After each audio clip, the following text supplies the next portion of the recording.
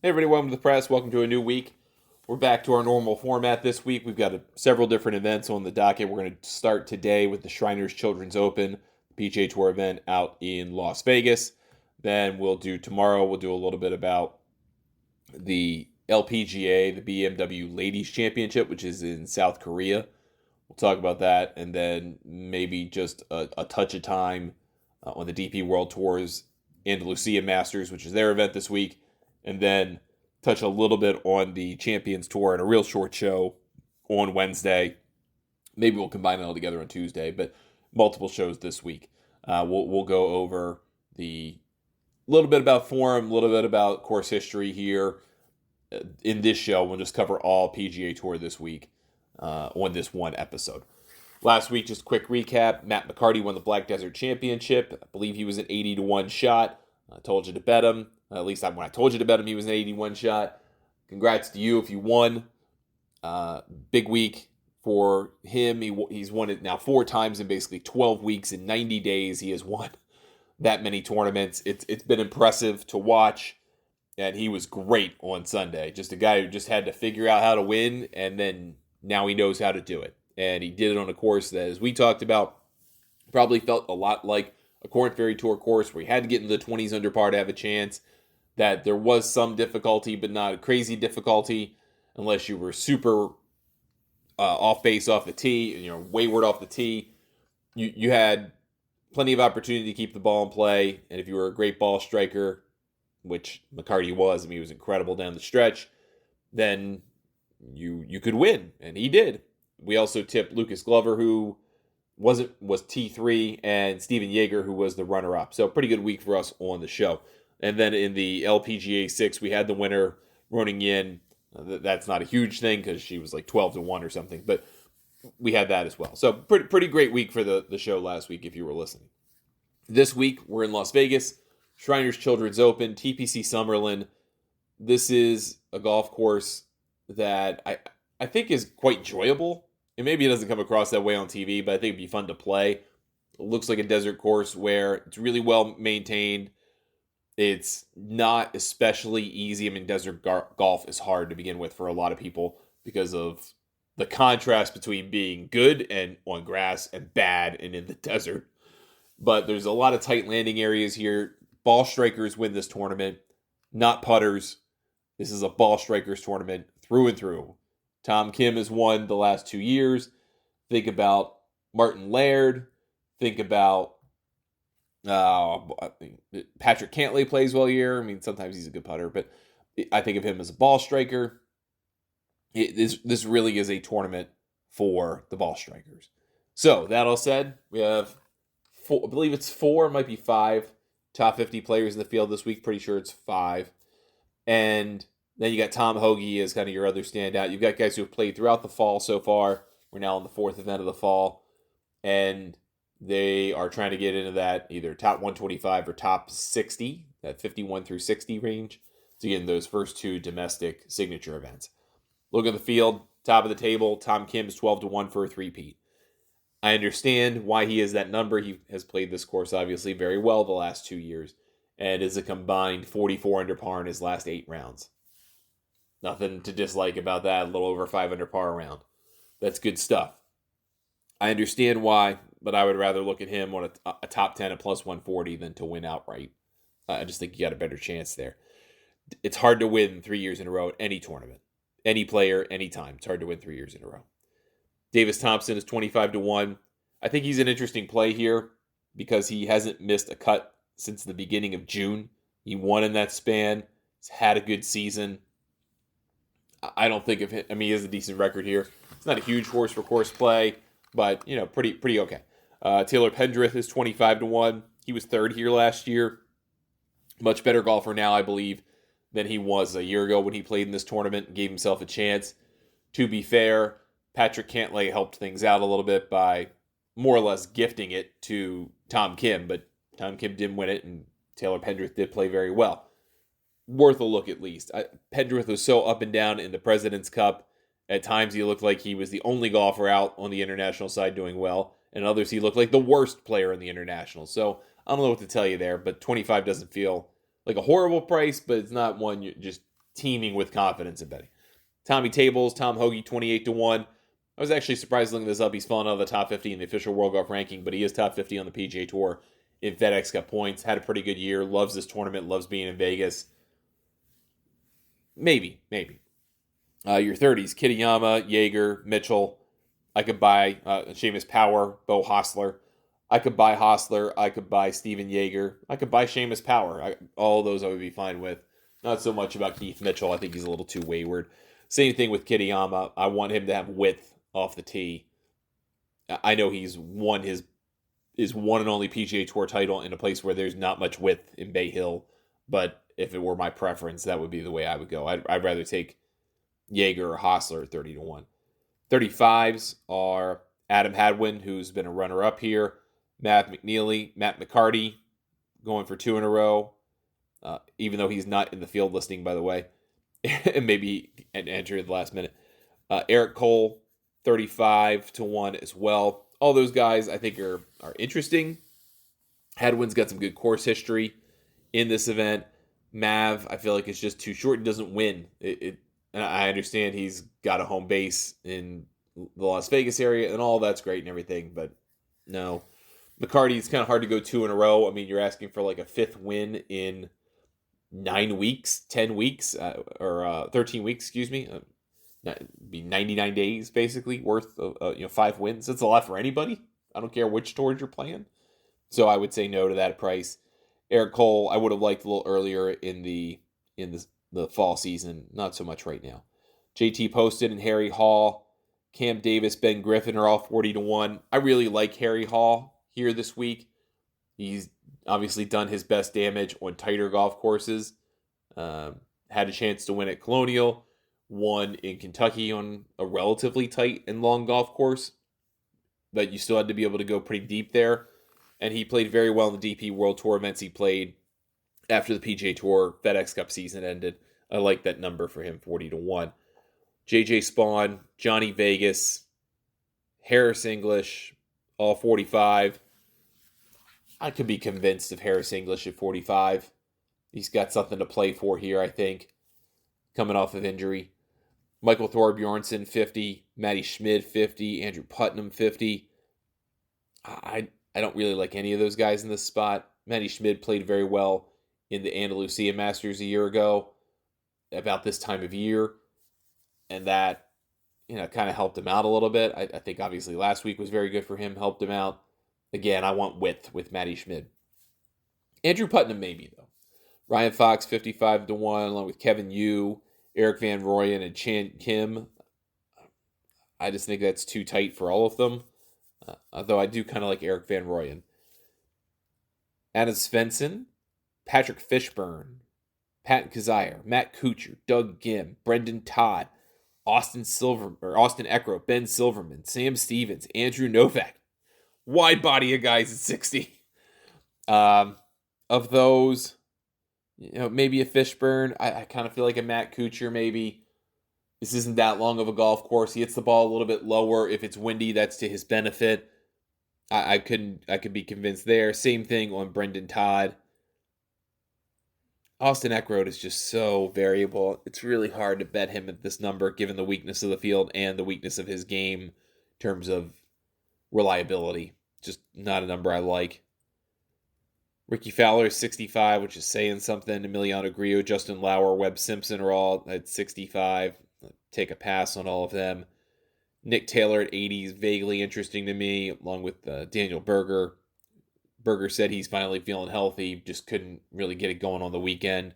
It's a tough tournament to do that, where you got to go low. Chesson Hadley, Chandler Phillips are 90. Henrik Norlander, I do like Henrik Norlander a little bit. He has played well in this tournament previously, and he just seems to have a knack for this time of year. Like they tell him you're going to lose your card, and then he goes, "Oh well, you should have said something sooner. I'll play better." Kind of interesting at that number. One guy I will throw, 2 guys I'll throw out here that are triple digits that I think you probably should get on. Matt Neesmith, who has played this tournament very well in the last 5 years, bunch of top 10s. Also, K.H. Lee. He tends to like desert golf for whatever reason, and he tends to like TPC designs, even though these aren't the same. Craig Ranch and Summerlin are not the same guy, but he does seem to like them. I think they're both interesting, 100 and 110 to 1 individually. Maybe you saw Joe Highsmith play last week, played very, very well at the Black Desert event. He's 110 to 1. I will probably not take him. You could convince me Ben Coles is interesting at 110 to 1. After that, I think you're starting to grasp at straws here. Probably more likely. Well, one guy I will point out that's interesting is Christo Lamprecht at 170 to 1. Ronnie Young guys winning. He could be interesting here at 171. I'll just put it that way. Maybe worth a top 10 bet at the number he's sitting on, which is 12 to 1. That's not bad. That's actually kind of worth it. I will point out Alejandro Tosti if you really want the full, if you want the Jordan Spieth experience multiplied by 4, it's Tosti. Because I think he went out it was 42-31. And then it was 31-42-41 or something, or 31 or something like that last week for 3 straight 9-hole sets. The guy is just unhinged at times, and then at other times practically unbeatable. And they average out to make him a very average golfer. It's a very strange thing, I think. But there you have it. And that's if you just gonna want to ride that ride for a little bit longer. Have fun with Alejandro Tosti at 250 to 1, or maybe you can find him a little bit deeper. Just touch a little bit on. I don't really care so much about the fall stuff. I mean, the venues are all different. These guys are playing 3 weeks in. This is third week in a row for a lot of these guys. At that point, it starts to get a little bit more randomized. We've talked about that before in the show. Once you kind of get into the third, fourth, fifth week in a row on tour, which obviously a lot of the guys who are kind of grinders who are struggling to keep their card, with a lot of the guys in this series, that's what they're trying to do. Even they start to tire out eventually. So I don't put as much stock in current form, because if you've been playing, you're probably just tired. It's a lot. It's stressful. It's basically a long Q school for a bunch of players like Joe Highsmith. It's not easy. So let's look at the course history. Last 5 years, some guys who have had multiple top 15 finishes. It's interesting because before Liv came along, this event in the fall was the one that got the good field. Cantlay would come play. He played 4 years in a row, finished second 3 times. Then they had, or 4 out of 5, excuse me. Bryson DeChambeau used to come play this event. You used to get Brian Harman to come play this event. Now that it's effectively meaningless to those guys, not to the people playing, but to those guys, then, why show up? The purse went down $1.4 million from last year to this year, which that does almost never happens on the PGA Tour. That's because the fall has changed. It's effectively worthless. So Shriners probably came in and said, look, we're going to keep doing this. We're not doing it at that price tag because of who we're going to get. And the Tour said, okay. But some guys who are in the field who have multiple top 15s the last 5 years, that's 2020 through 2024. Joel Damon with 2. Lucas Glover's sitting this week out. Lanto Griffin with 2. Chesson Hadley with 2. Both 7th place finishes, but on the bookends of that time frame. Adam Hadwin with 4. So maybe he is probably your ultimate horse for course play here this week. I think I mentioned him earlier, but if I didn't, he is 35 to 1. That's too short for how he's playing, but he is the horse for course play. Tom Hoagie has 2. Harry Hall has 2, both in 22 and 23. Sungjae Im used to play this more regularly. 1 here, and now it's not. Siwoo Kim used to play this more regularly. Tom Kim, 2-time defending champion. Martin Laird, prior winner. KH Lee, the last two of the last 3 years has been very good here. Peter Malnati seems to like it. Ryan Moore's a Vegas native. Matt Neesmith, 3 of the last 4 years has been in there. Joaquin Niemann used to play this thing when he was young. Andrew Putnam top 12 finishes in 2 of the last 3 years. I think we mentioned Andrew Putnam as a potential play in the 40s, 40, 50. It's not a bad look. Adam Schenk has played here 2 of the last 3 years pretty well. Not quite the same golfer. Webb Simpson, 3 of 4. This used to be like the event. This is like the Webb Simpson event. Like, you would go bet him, but those top 15s haven't happened since 2021. J.J. Spawn, 15th place finish in 2019 and 2023. And that's really the cut of it. Nick Taylor, tied for 13th last year. If you want to take a little gamble on Nick Taylor, which I don't think is crazy. He's 80-1. He's not playing his best golf, right? Like, he got left off the President's Cup team, and that was unfortunate. But he was T25 last week. He missed the cut at the Pro Tour. I thought that would be like his I'm mad spot to to try to make up for not getting on the President's Cup team. Kind of like stick it to Mike Weir by doing really well and missed the cut, unfortunately. But he did play well at Black Desert, so maybe something's rounding into form. It's hard to kind of take 1 week as your siren signal, but also a bunch of the players here who got into the playoffs and felt like they wanted to give the fall a crack because that maybe gets them into the top 51 through 60 to those first 2 signature events. They're dropping in and dropping out, right? They're not there the whole time. So for a Lucas Glover who's did his first 2, and then he's going to skip 4 weeks and do 1 more. Like that's his fall. That's enough for him. And he has no idea how the point system works. He basically said as much after the tournament. He has no idea what he's doing. So he's just playing events. Nick Taylor is kind of the opposite. He's not going to play early. He's going to play now. He's going to see if he can get something here. And obviously he's in the top 70. So if he has 1 really good week, maybe he keeps going. If not, he probably plays 2 or 3 of these to see if he can get into that 51 through 60 range. Worth a look. You got to consider that about people's schedules, though. He's dropping in, right? This is his second event in a row. He's going to see if he can go maybe do 1 more probably, and then he's out of there. Pat Kazire still playing, even though he won, because he wants to make sure he can do more with that multiple win situation. Now, interesting, because Pat Kazire this is very inside baseball. However, this was a number of years ago when Kazire was a multiple-time winner in the same span of a year, and the USGA took away the exemption to the U.S. Open for a multiple-time PGA Tour winner since the last U.S. Open. So he's probably still a little bit bitter about that, but if he wins again, then he could conceptually get that back, right? He could get that exemption. In the FedEx Fall, he is 70th. So he was 134 coming in before the win, which tells you how far down 134 is compared to 70, then 60, then 50. But if you get to 51 through 60, you only got to get ahead of 10 more guys, and you get in those 2 $20 million events. If you play well in those 2 $20 million events, you get a chance to get in the other ones. So there is a lot of reason for him to keep playing well between the signature events and the U.S. Open exemption. Those things are out there. I'm sure he's thinking about it. Just something to throw out there and keep in mind. So all told, I think it's an interesting field.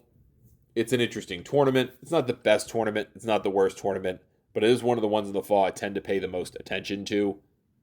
But it's good to have good fall golf here. So we've got a good slate. We've got the PGA Tour in Vegas. We've got the LPGA in South Korea for the BMW Ladies Championship. We'll talk about that tomorrow. We've got the DP World Tour in Spain for the Andalusia Masters. Big fan of Spain. I love the Andalusia part of the country, so I think you'll enjoy that. Tournament, we got John Rahm playing, so that probably gives you some additional value compared to the rest of the field, which is kind of interesting, I think. And then we've got the PGA Tour Champions, which has their first playoff event this week in Richmond, Virginia. So we'll talk about that as well. If you have any questions for me, get a hold of me, Ryan@thegolfnewsnet.com, on social media @Ryan Ballingy or Golf News Net. And you can join Golf Newsnet for $40 a year, $60 for 2 years, or $80 for 3 years, thanks to our fall special at golfnewsnet.com. Thanks for listening. Be back tomorrow. Talk to you then on the press.